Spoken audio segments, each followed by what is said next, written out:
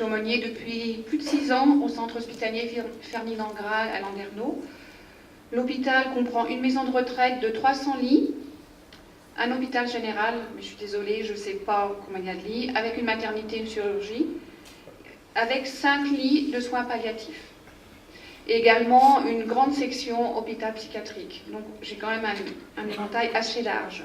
Donc actuellement, là, beaucoup de personnes se posent des questions sur la fin de vie, mais moi, ma petite expérience au travers de l'aumônerie, au travers de ma mission d'aumônerie avec les bénévoles, je n'ai jamais reçu de demande réelle de mourir de la part d'un malade, même souffrant ou qui savait très bien qu'il allait partir dans la semaine. Je dirais même au contraire, je sens toujours une envie de vivre.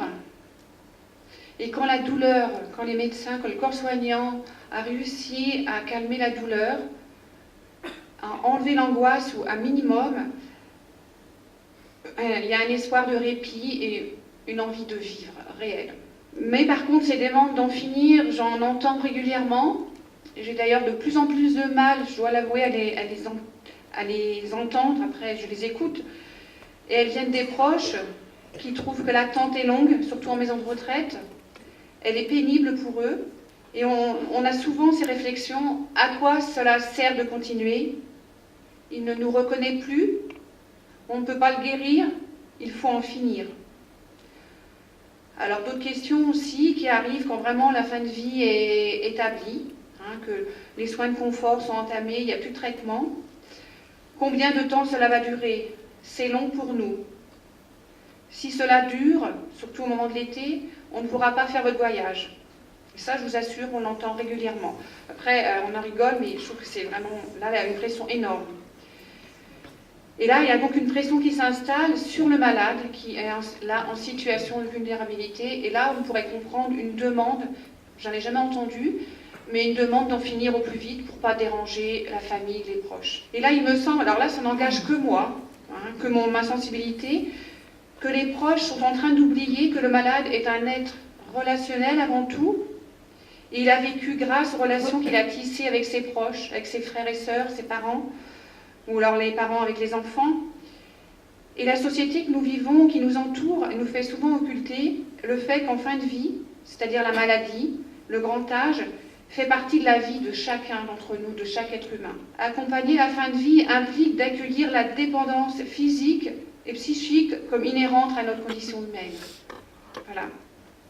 On a rarement vu que quelqu'un mourir âgé, mais quand même jeune et en bonne santé. La dépendance, la maladie, la dégradation peut faire souffrir les proches et elle bouscule beaucoup la vision idéalisée de l'homme que la société veut nous montrer.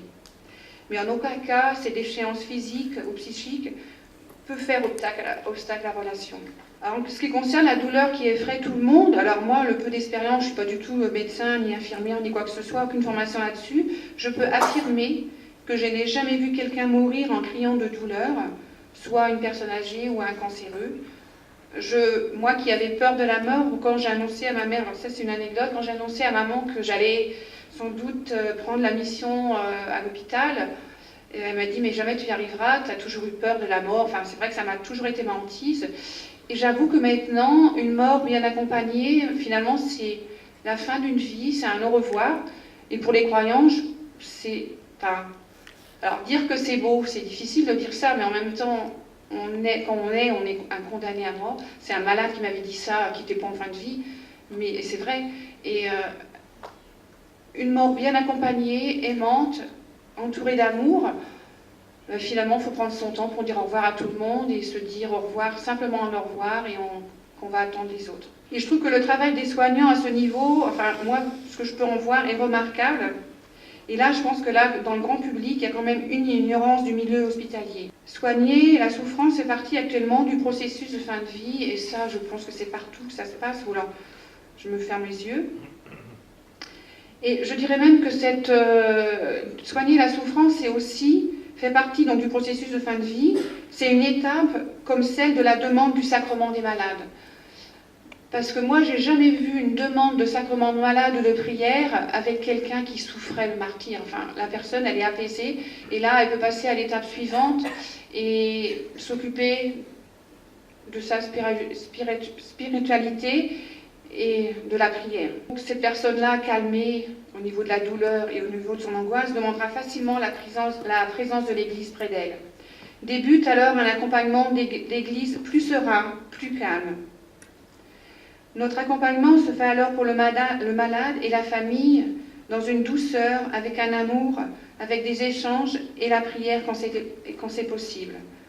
Et pas dans la précipitation des derniers instants. Dans la mission d'aumônerie, l'écoute aimante, la prière commune quand c'est possible. Et là, je suis toujours très frappée aussi pour les personnes qui sont vraiment en fin de vie, qu'on dit le Notre Père, le Je vous salue Marie, on voit les lèvres bouger, alors qu'elles ne bougent plus, enfin il n'y a plus un mot qui sort, mais elles essayent de prononcer le Notre Père, le Je vous salue Marie. Et tout ça, ça apaise le malade et permet aussi l'acceptation de la famille de voir son proche partir. Alors là, je vais vous donner 2 témoignages de personnes en maison de retraite qui ont pris le temps de mourir. Alors, j'ai donné un nom, c'est pas son nom, c'est le cas de Marie-Thérèse. Donc Marie-Thérèse, c'est une personne qui a vécu très très longtemps en maison de retraite, qui a une vie compliquée, un peu une vie d'exclus, qui n'a jamais été bien entourée. Et moi, je l'ai prise d'affection, c'est une dame qui parlait pratiquement pas, par contre, elle parlait beaucoup avec le sourire. Et elle arrive donc en fin de vie. Donc avec les soignants, en accord avec les soignants, je passais 1 heure, 1 heure et demie chaque jour avec elle. Alors je participais aux soins de confort, de massage avec les soignants. Donc ça faisait 15 jours que je l'accompagnais dans la prière quand j'étais, alors quelquefois avec les aides-soignantes, quand elles voulaient participer à la prière. Un jour j'ai rencontré le médecin qui me dit Martine, Marie-Thérèse, elle devrait être partie, c'est vrai qu'elle était toute maigre, voilà. Elle faisait de la résistance et on se demandait pourquoi elle faisait de la résistance. Donc elle m'a demandé tout simplement, tu ne pourrais pas lui dire qu'elle peut nous quitter. Alors bon, pas chose facile. On demande relativement souvent, pas pour mon cas, de dire aux personnes de partir. Alors je lui dis, je ne sais pas si je pourrais lui dire. Et à l'après-midi, je lui tenais la main et je lui ai dit, Marie-Thérèse, vous savez, vous avez votre frère qui vous attend, votre papa, votre maman. Je crois que vous pouvez partir en paix.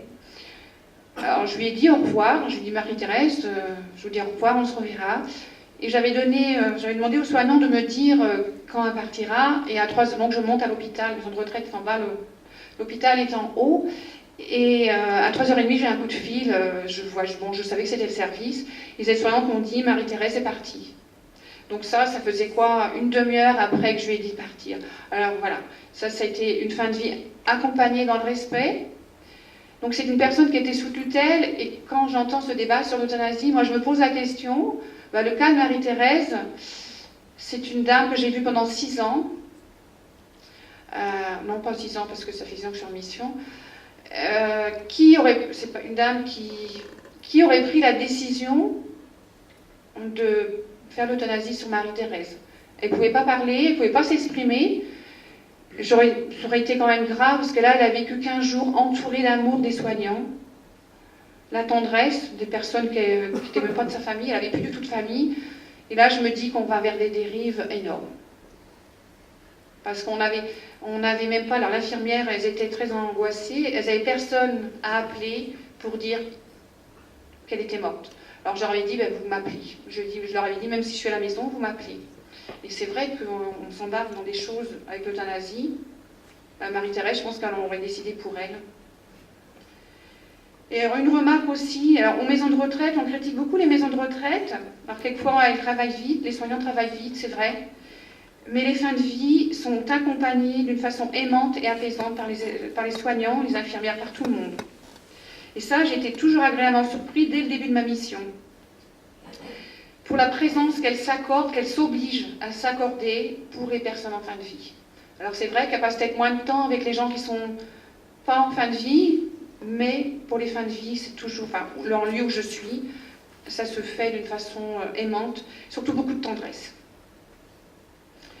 Il y a aussi le cas de, donc je vais l'appeler Anne.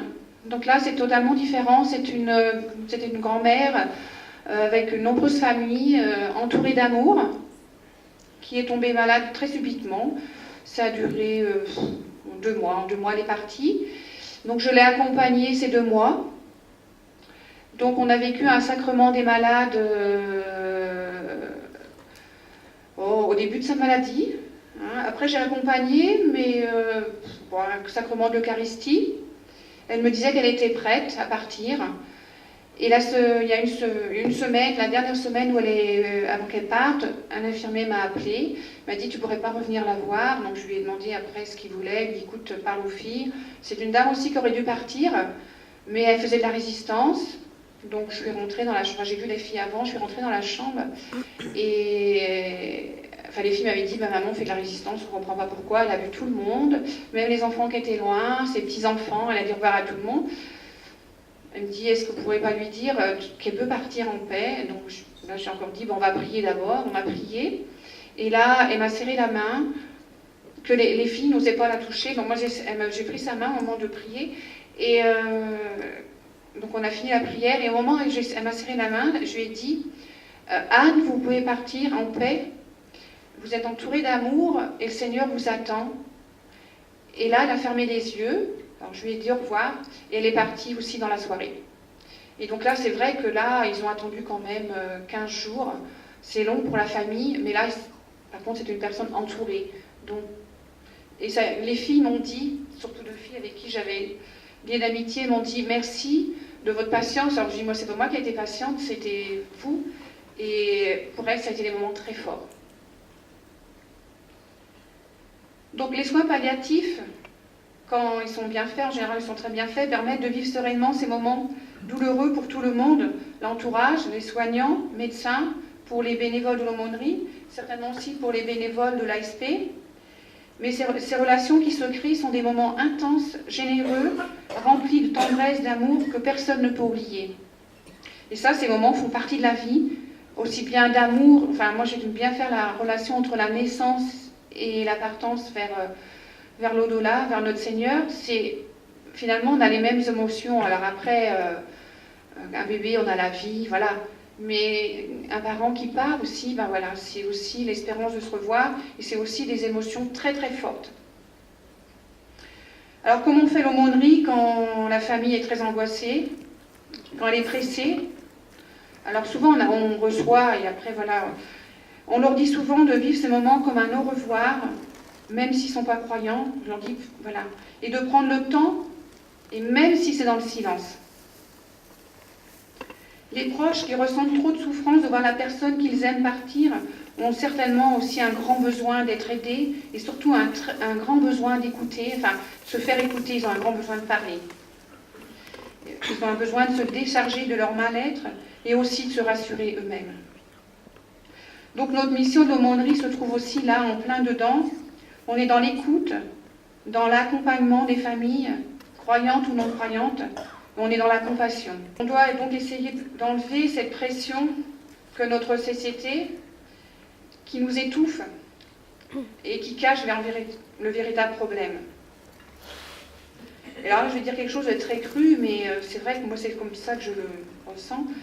Pour enlever la souffrance des proches, l'épreuve des familles, pour libérer des lits, faudra-t-il être amené à condamner à mort les malades en fin de vie ou les personnes de grand âge?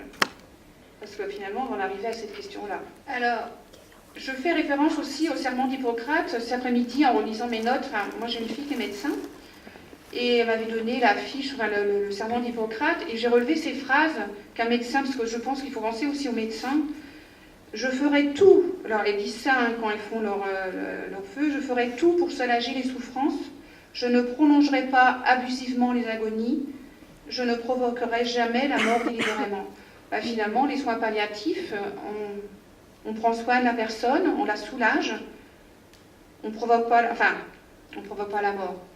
On soigne dans le soin, et je trouve que ça suffit largement, ainsi que la loi Leonetti. Je vais aussi parler d'une personne qui m'appelle, alors une personne que je connaissais dans la vie autrement, une personne qui venait juste de prendre sa retraite. On lui a annoncé un cancer qui est très difficilement guérissable. Une personne qui ne parlait jamais de sa maladie, et par contre, je pense, le connaissant, qu'il aurait été favorable à l'euthanasie. Et donc il a su qu'il était malade, il n'a jamais parlé de sa maladie à personne, mais avec les soins, il a demandé, enfin c'est sa femme qui a demandé qu'on le soigne, enfin qu'il puisse vivre sereinement. Et c'est un monsieur qui a vécu 18 mois, et les 15 derniers jours où il a été hospitalisé, J'ai discuté beaucoup avec sa fille et elle m'a dit que ces 18 mois pour la famille ont été plus que nécessaires. Il savait qu'il allait mourir, hein. Tout le monde savait, même les petits-enfants. Ils en ont profité pour se dire au revoir. Et elle me disait que sans ça, le deuil aurait été très très difficile. Et comme elle dit, ce qu'il leur reste, c'est ces 18 mois de vide intense, sans parler de la maladie, mais la maladie était là. Ils en ont profité pour se dire au revoir.